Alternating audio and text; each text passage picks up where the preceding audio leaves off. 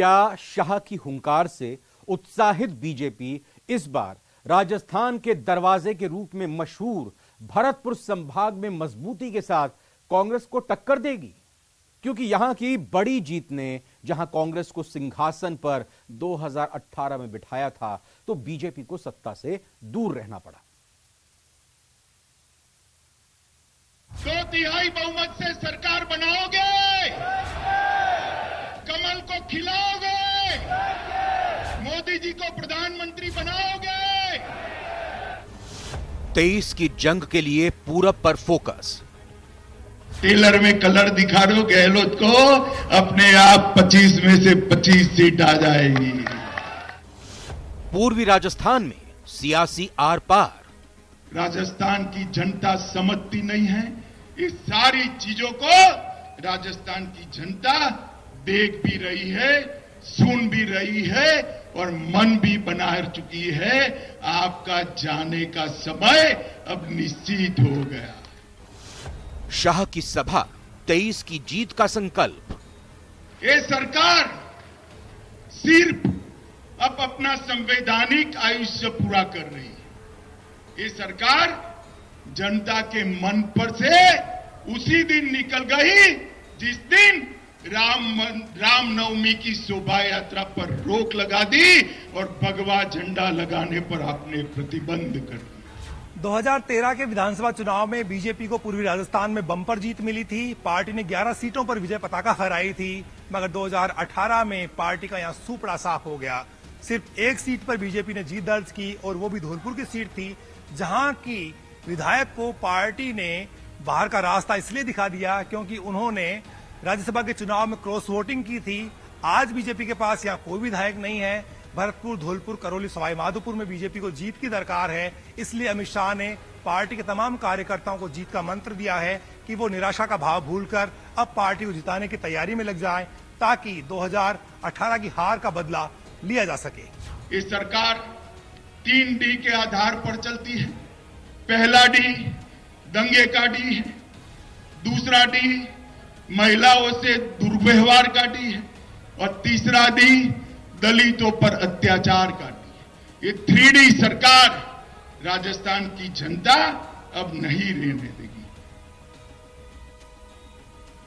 विधानसभा चुनाव से करीब 7 महीने पहले प्रदेश का सियासी माहौल चुनावी हो चला है। सरकार अगर अपनी योजनाओं के जरिए जनता के बीच अपनी पकड़ बनाने की कोशिश में है, तो बीजेपी सरकार के कामकाज पर निशाना साधकर वापसी का माहौल तैयार कर रही है। बीजेपी की जनाक्रोश रैली इसी कड़ी का हिस्सा है। भरतपुर संभाग में बीजेपी की स्थिति बहुत कमजोर है। ऐसे में अमित शाह की सभा से पार्टी की मजबूती के दावे होने लगे हैं।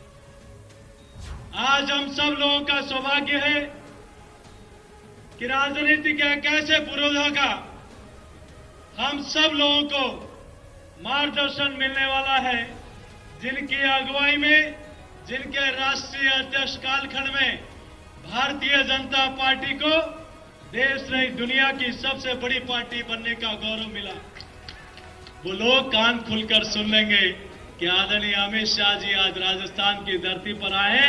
आज उनको भी रात को नींद नहीं आने वाली है।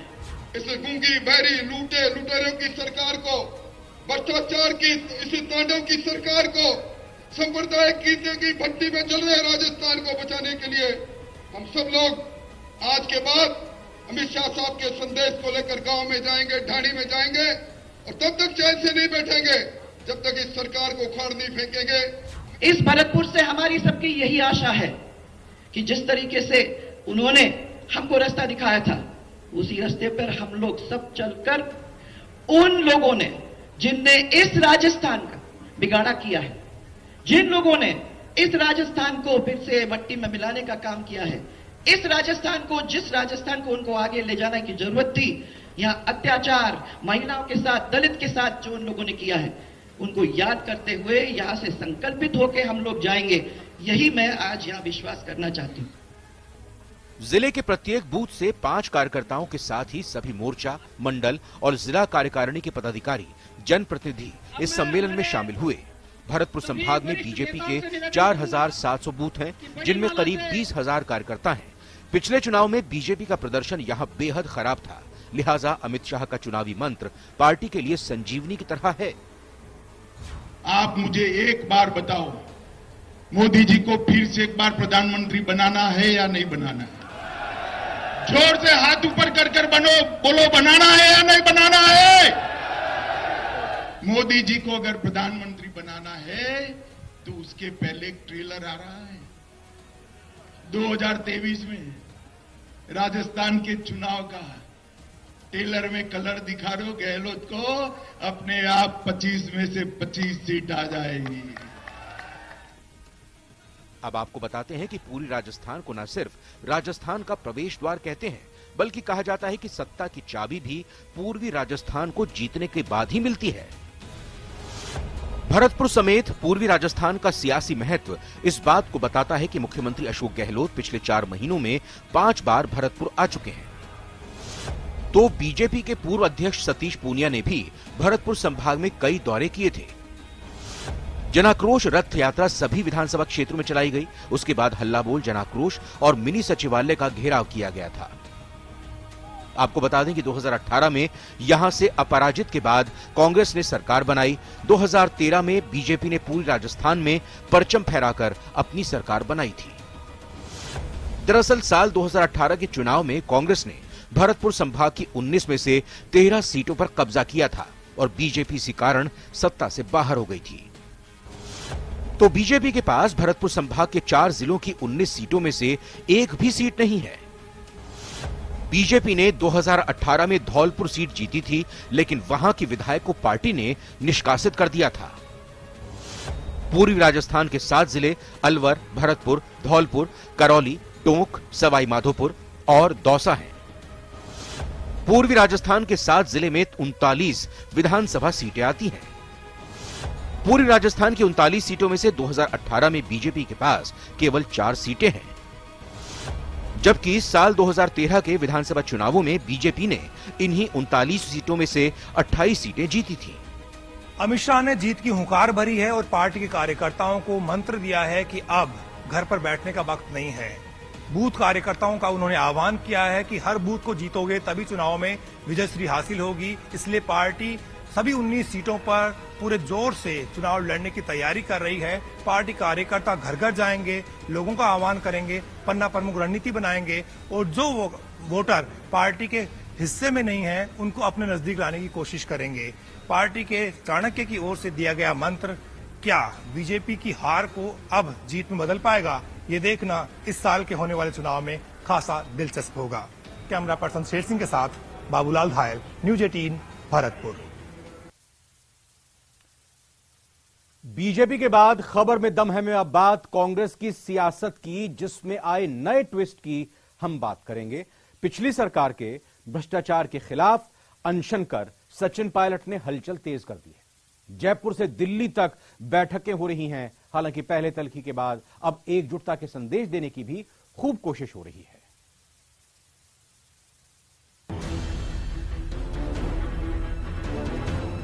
ये वही मुद्दा है जिसको लेकर राहुल गांधी जी ने संसद के अंदर, संसद के बाहर अपनी आवाज को रखा। सचिन पायलट का अनशन वाला पंच। वसुंधरा जी के कार्यकाल में, भाजपा के कार्यकाल में जो कि अगर हमें अपनी विश्वसनीयता बनाए रखनी है, चुनाव में जब हम लोग जाएंगे तो लोगों को लगना चाहिए कि हमारी कभी फर्क नहीं। घमासान पर बातचीत वाला समाधान। सरकार से संबंधित मामला था और मैंने आग्रह किया, लिखित रूप से 1 साल से पहले मैंने आग्रह किया था। अब समय जब 6-7 महीने का रह गया है, इसी को लेकर मैंने मांग रखी थी। पहले अनशन, अब पायलट की जमीनी जंग। करप्शन के खिलाफ हमारा ये संघर्ष जारी रहेगा। हम चाहते हैं कि देश और प्रदेश में स्वच्छ राजनीति हो। भ्रष्टाचार के खिलाफ पायलट की अनशन पॉलिटिक्स से न सिर्फ कांग्रेस में हलचल है बल्कि पूरे देश की सियासत हाई है। भले ही जानकारी कह रहे हो कि पार्टी में अपनी अहमियत बरकरार रखने के लिए सचिन पायलट ने दाव चला हो, लेकिन जिस तरह से वसुंधरा सरकार के भ्रष्टाचार की जांच और उस पर कार्रवाई नहीं होने का मुद्दा सचिन पायलट ने उठाया, उस पर बीजेपी का हमलावर होना लाजमी था। दर्जनों कबीना की बैठकें हुई, किसी बैठक में उन्होंने पूर्व सरकार के बारे में कभी कोई बात नहीं की। इसी सरकार ने जब पहले 100 दिन की कार्यकारी योजना बनाई तो पूर्ववर्ती सरकार के कामों की समीक्षा की, उसमें जिनको कुछ नहीं मिला, आज एकाएक चुनाव से 7 महीने पहले चाय के प्याले में तूफान पैदा करना चाहते हैं। माननीय सचिन पायलट साहब से ये भी आग्रह करूंगा कि राजस्थान में 4 वर्षों में जो बजरी माफिया, खनन माफिया, गुंडागर्दी, इस प्रकार की घटना तुष्टीकरण हुआ है, जहां प्रभु श्री राम का नारे लगाने वाले पर प्रतिबंध लगाया जाता है, वीर शिरोमणि महाराणा प्रताप की धरती पर भगवा पताका लेके ले जाने वाले पर प्रतिबंध लगाया जाता है, तो ऐसे लोगों के खिलाफ ही उनको अनशन में अपनी मांगों को रखना चाहिए। ये तो है बीजेपी का पलटवार, लेकिन आपको बता दें कि काफी वक्त से अलग थलग रहे सचिन पायलट ने चुनावी साल में जब पिछली सरकार के भ्रष्टाचार का मुद्दा उठाया तो बीजेपी से ज्यादा हलचल कांग्रेस खेमे में देखी गई। पायलट के अनशन के ऐलान के बाद से जयपुर से दिल्ली तक की सियासी हलचल बता रही थी कि पायलट ने वो मुद्दा उठाया जो सबसे ज्यादा प्रभावशाली साबित होने वाला था। कांग्रेस प्रभारी ने कमान संभाली, पायलट अनशन पर अड़े रहे तो सीएम गहलोत इस बात को अनदेखा करते हुए अपने बजट एजेंडा और महंगाई के खिलाफ जंग में लगे रहे। हमारे विपक्ष की शादी करके पैसा कहां से आएगा? मैंने कहा पहले जादू से आएगा।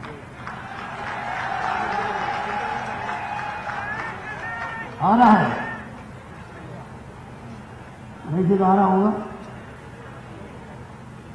अगर मैं एमएलए को कहूं, ये हमारे एमएलए साहब मान बैठे हैं, तुम मांग के मांग थक जाओगे, मैं देते तो नहीं थकूंगा। जयपुर में अनशन के बाद से दिल्ली में कई दिनों तक सख्त अंदाज के कार्रवाई के संकेत मिले, लेकिन राहुल गांधी की एंट्री के साथ ही मामला सुलझता नजर आया। दरअसल भ्रष्टाचार के खिलाफ अपनी मुहिम को आकार देते हुए सचिन पायलट ने लगभग वही अंदाज अपनाया जो राहुल गांधी दिखाते रहे हैं, और 11 अप्रैल को जब पायलट जयपुर में अनशन दे रहे थे तो राहुल गांधी अपने संसदीय क्षेत्र रहे वायनाड में लोगों से रूबरू होकर भ्रष्टाचार की लड़ाई का अंजाम भुगतने के लिए तैयार होने की बात कह रहे थे। More they attack me, the more I know that this is exactly the path on which I have to walk. जब करप्शन के इश्यूज जो पब्लिक डोमेन में हैं, ये तो छुपे हुए नहीं हैं। ये इश्यूज जो खान घोटाले के हैं, जमीन घोटाले के हैं, ललित मोदी के संबंधित करप्शन चार्जेस थे, तमाम तरह के चार्जेस थे, ये कोई नए नहीं है, ये कोई नए मैंने उजागर नहीं किए, पब्लिक डोमेन में थे। राजस्थान प्रभारी सुखजिंदर सिंह रंधावा ने कांग्रेस अध्यक्ष मल्लिकार्जुन खड़गे से कई मुलाकात की। रंधावा ने सख्ती के संकेत दिए, लेकिन इसके बाद भी इस मामले में राहुल गांधी की एंट्री, जो पहले ही गहलोत पायलट को एसेट बता चुके थे, और शायद यहीं से मामले ने यू टर्न लिया।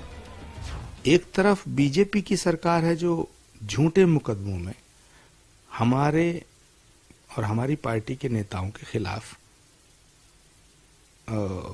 कार्रवाई कर रही है। उनकी सदस्यता भी झूठे मुकदमे में रद्द कर दी गई है। लेकिन दूसरी तरफ जहां हमारी सरकारें हैं वहां बीजेपी के भ्रष्टाचार के खिलाफ जांच हो तो जांच की मांग करना ये कोई गुनाह तो है नहीं लोकतंत्र में।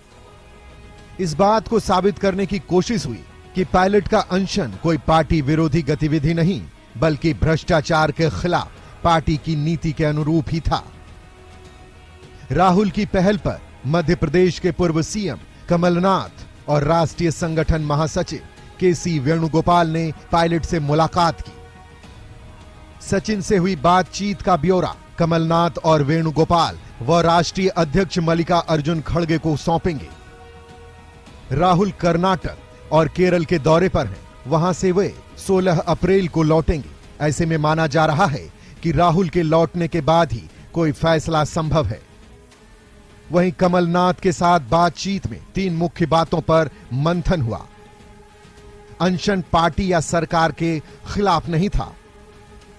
मकसद याद दिलाना था कि चुनाव में पिछली सरकार के वक्त के भ्रष्टाचार के मुद्दे पर जनता को क्या जवाब देंगे। मामला नया नहीं था, बल्कि 1-1.5 साल से चिट्ठियां लिखी गई थी। अनशन के दौरान किसी नेता या सरकार के खिलाफ कोई बयान नहीं दिया गया, जबकि 25 सितंबर 2022 को आला कमान के फैसले के खिलाफ बैठक और बयानबाजी हुई थी, और आला कमान ने भी उस मामले को लेकर नोटिस दिया था, लेकिन फैसला पेंडिंग है। बहरहाल माना जा रहा है कि कमलनाथ और राष्ट्रीय संगठन महासचिव केसी वेणुगोपाल के साथ बातचीत में आगे की रणनीति पर चर्चा हुई। वहीं पायलट ने अनशन के बाद 17 अप्रैल को झुंझुनू और जयपुर जिले में कार्यक्रम बनाकर जनता के बीच जाने का ऐलान कर दिया। अब पायलट की पहल का क्या असर होगा ये तो कहना मुश्किल है, लेकिन उनके अनशन वाले दांव के बाद प्रदेश के सियासत में नए समीकरण बनने लगे। कांग्रेस और बीजेपी को टक्कर देने का दावा करने वाले आरएलपी के अध्यक्ष हनुमान बेनीवाल ने पायलट को साथ आकर नई पहल करने का ऑफर दे दिया।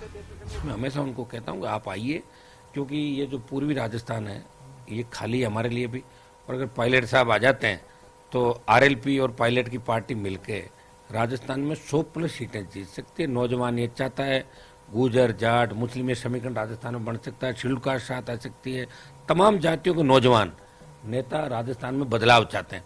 और पायलट को मेरी यही सलाह है कि उस समय खराब नहीं करें, इस अनशन के साथ ही आगाज करें, संकनात करें कि अब इस कांग्रेस पार्टी में नहीं रहना। अब आपको बताते हैं कि क्या है ये पूरा मामला। 9 अप्रैल को सचिन पायलट ने पिछली सरकार के भ्रष्टाचार पर कार्रवाई न होने का आरोप लगाकर अनशन करने की बात कही। पायलट ने 11 अप्रैल को एक दिन के अनशन की वक्त तय किया, जिसके बाद कांग्रेस के अंदर हलचल शुरू हुई। कांग्रेस प्रभारी सुखजिंदर सिंह रंधावा ने इस अनशन को पार्टी विरोधी गतिविधि बताकर इसे ना करने की सलाह दी, लेकिन भ्रष्टाचार के खिलाफ लड़ाई में अपना कमिटमेंट दिखाते हुए पायलट अनशन के लिए अड़े रहे। 11 अप्रैल को जयपुर के शहीद स्मारक पर सचिन पायलट ने 5 घंटे का धरना दिया। धरने के बाद पायलट ने साफ कर दिया कि 2 बार पत्र लिखने के बाद अगर उनकी मांग पर कार्रवाई हो जाती तो उन्हें इस तरह से अनशन पर बैठने की जरूरत नहीं पड़ती। पायलट की मुहिम प्रदेश की सियासत को कितना प्रभावित करती है ये तो वक्त बताएगा, लेकिन जिस तरह से आरएलपी अध्यक्ष हनुमान बेनीवाल ने उन्हें नई राजनीतिक शुरुआत करने के लिए कदम बढ़ाने और साथ आने का ऑफर दिया है, वहीं बीजेपी नेताओं के स्वर भी अचानक पायलट को लेकर बदल गए हैं। उससे इतना तो तय है कि पायलट ने जिस मुद्दे को उठाया है वो आने वाले चुनावी साल में सबसे दमदार और टेस्टेड हथियार साबित हो सकता है। कैमरा पर्सन मान सिंह के साथ सचिन कुमार, न्यूज 18 जयपुर। करीब 15 साल बाद एक बार फिर जयपुर धमाके की पीड़ित इंसाफ की राह देख रहे हैं। हाईकोर्ट से सभी आरोपियों के बरी होने के बाद जहां पीड़ित परिवारों ने इंसाफ के लिए सुप्रीम कोर्ट का दरवाजा खटखटाया है, तो आरोपियों की तरफ से भी कैविएट लगाई गई है।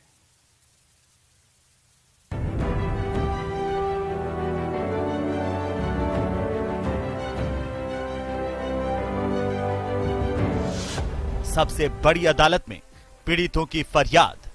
हमने तो हमारे पिताजी को खो दिया और हमारे जैसे बहुत परिवार ने 71 परिवारों ने अपना कोई प्रमुख अंग खोया अपने परिवार का, तो उनका अपराधी कौन है? सुप्रीम कोर्ट पहुंचा जयपुर ब्लास्ट मामला। हम सुप्रीम कोर्ट में आए हैं बीजेपी के साथ, बीजेपी ने सपोर्ट किया है, तो बस यही चाहते हैं कि अपराधियों को सजा हो, हमारे जो अपराधी है उनको सजा हो। प्रदेश के सबसे ज्यादा और सबसे गंभीर दर्द देने वाले जयपुर ब्लास्ट मामले में पीड़ितों की तरफ से सुप्रीम कोर्ट से इंसाफ की गुहार लगाने के बाद प्रदेश की सियासत में हलचल तेज हो गई है। हाईकोर्ट के फैसले के 17वें दिन धमाके के 2 पीड़ित परिवारों ने देश की सबसे बड़ी अदालत पहुंचकर हाईकोर्ट के उस फैसले पर विचार करने का अनुरोध किया है, जिसमें 2008 में हुए बम धमाकों में सभी आरोपियों को बरी करने का फैसला किया था। सुप्रीम कोर्ट के समक्ष याचिका पेश करके ये मुद्दा सामने लाया जा रहा है, क्योंकि इसमें कई रिलेटेड पक्ष हैं। इसमें जो अभियोजन पक्ष की ओर से जिस तरह से मजबूती से विधिक तथ्य रखे जाने चाहिए थे या तर्क रखे जाने चाहिए थे, उनके बारे में भी सवालात हैं, और किन परिस्थितियों के अंदर आरोपियों को बरी किया जा सकता है, वो जो कानूनी मुद्दे हैं, क्योंकि law of the law land बिल्कुल सेटल्ड है। खबर में दम है में आज फिलहाल इतना ही। नमस्कार।